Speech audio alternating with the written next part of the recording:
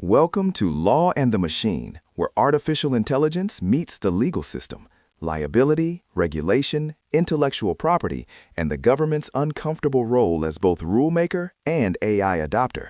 The law wasn't written for this. Just a few years ago, AI companies were largely operating under the radar in Washington. Now it appears they've gone from obscurity to a full-blown lobbying blitz, seemingly overnight. Overnight barely covers the speed. The data shows lobbying spending by major AI players has absolutely skyrocketed. This represents an acceleration that outpaces almost any other emerging industry in recent memory, with expenditures often doubling or tripling year over year for some of the biggest names. So it's not just a gradual increase, it's a deliberate, concerted effort to establish a significant footprint in policymaking right as the technology itself is exploding. Exactly. It's a strategic land grab, aiming to shape the regulatory landscape before it even fully forms. The goal is to ensure that any rules or guidelines eventually put in place are favorable to their business models and technological approaches. To understand the sheer scale of this, when a blitz is mentioned, what kind of money is actually being poured into Washington by these AI companies? The numbers are significant and growing. While specific figures can fluctuate, the trend is undeniable. Companies like Google, Microsoft, Amazon, and Meta, all heavily invested in AI, have long had substantial lobbying operations. But now, dedicated AI-first companies like OpenAI are also rapidly expanding their presence.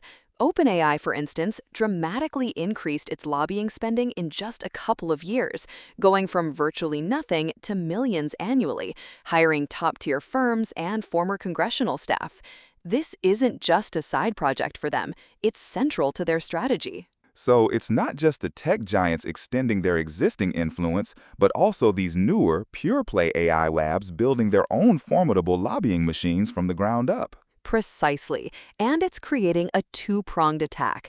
The established giants have the benefit of long-standing relationships and broad influence across many policy areas, while the newer AI entrants bring a focused intensity, often with direct access to top policymakers who are keen to understand the technology.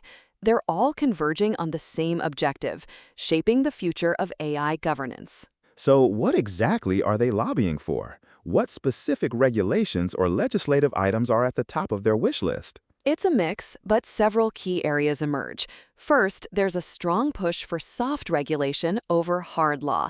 They advocate for voluntary codes of conduct, industry-led standards, and frameworks rather than strict, legally binding rules that could stifle innovation or impose significant compliance costs. Second, liability is a huge concern. They want to limit their exposure when AI systems make mistakes or cause harm, arguing that the technology is too new and complex for traditional liability frameworks. So if an AI makes a catastrophic error, the company might want to shift responsibility away from themselves. That's the implication, yes. They also lobby on intellectual property issues, particularly around training data and content generation. There's a push to establish favorable interpretations of copyright law that allow them broad access to data for training their models and to define ownership of AI-generated content in ways that benefit their platforms. And importantly, they're heavily involved in conversations around federal procurement and research funding, seeking to ensure that government contracts and grants flow towards their technologies and research agendas. A notable aspect is how public narratives often focus on AI safety and ethics, but the lobbying efforts seem very focused on commercial advantage and limiting downside risk. That's a crucial distinction. Many companies publicly champion responsible AI and call for thoughtful regulation, often through industry-led groups or academic initiatives. However, behind closed doors, their lobbying priorities frequently align with minimizing regulatory burdens, ensuring access to data, and protecting their proprietary models. The public narrative can serve to frame the conversation, but the tangible policy asks are often quite different. And it's not just about money, is it? A significant revolving door phenomenon is also observed at play, with former government officials taking high-level positions in these AI companies.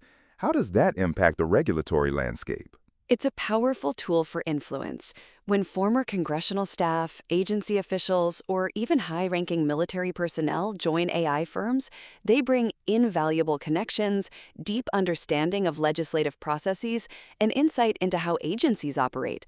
They know who to talk to, how to frame arguments, and often what the true policy sticking points are. This can give companies a significant advantage in navigating and shaping policy debates, effectively translating their commercial interests into palatable policy proposals. So these individuals become conduits, ensuring that the industry's perspective is not just heard, but deeply understood and potentially integrated into policy decisions. Exactly. They can help bridge the knowledge gap that often exists between rapidly evolving technology and slower-moving legislative bodies. But the concern is that this bridge can sometimes become a one-way street, where industry perspectives dominate and independent oversight is weakened. It raises questions about whose interests are truly being served when the lines between regulator and regulated become blurred. Let's consider a specific manifestation of that blurring, focusing on instances where the government acts as both rule maker and major customer. Right. For example, consider the scenario involving a major AI developer, Innovate AI, actively participating in a government task force convened to establish national standards for AI procurement and ethical deployment in federal agencies. Innovate AI sends its top policy experts who help draft key provisions related to data governance, model transparency, and vendor selection criteria. These provisions, while ostensibly promoting safety and ethics, happen to align perfectly with Innovate AI's proprietary architecture and data processing methods, making it challenging for competitors with different technical approaches to meet the new federal requirements. So, Innovate AI essentially helps write the rule book for government contracts, then gets to bid on those contracts with a built-in advantage because the rules are tailored to their existing products and infrastructure. Precisely. A few months later, when the first major federal contract for an AI-powered predictive analytics system is put out for bid, Innovate AI is perfectly positioned. Their proposed solution not only meets, but exemplifies the very standards they helped create, effectively boxing out smaller, open-source, or differently structured competitors. The government believes it's buying the safest and most ethical solution, but it's also locking itself into a specific vendor's ecosystem, shaped by that vendor's prior influence. And the pointed question that arises is, when a company helps define the very standards by which government will buy AI, can the procurement process truly be said to be competitive, or that the public interest is being served above private gain? It's a critical question to consider as these relationships deepen. In summary, the rapid increase in AI lobbying isn't just about throwing money at the problem. It really is. It involves significant financial investment, the strategic deployment of former government personnel, and a careful crafting of public narratives that often diverge from private policy goals. The aim is to shape the fundamental rules of engagement for AI before they solidify, ensuring a favorable operating environment for dominant players. This has profound implications for how AI is actually governed moving forward. There is a push for frameworks that prioritize speed and innovation, potentially at the expense of robust public safeguards or competition. Exactly. The risk here is regulatory capture, where the industry effectively writes its own rules.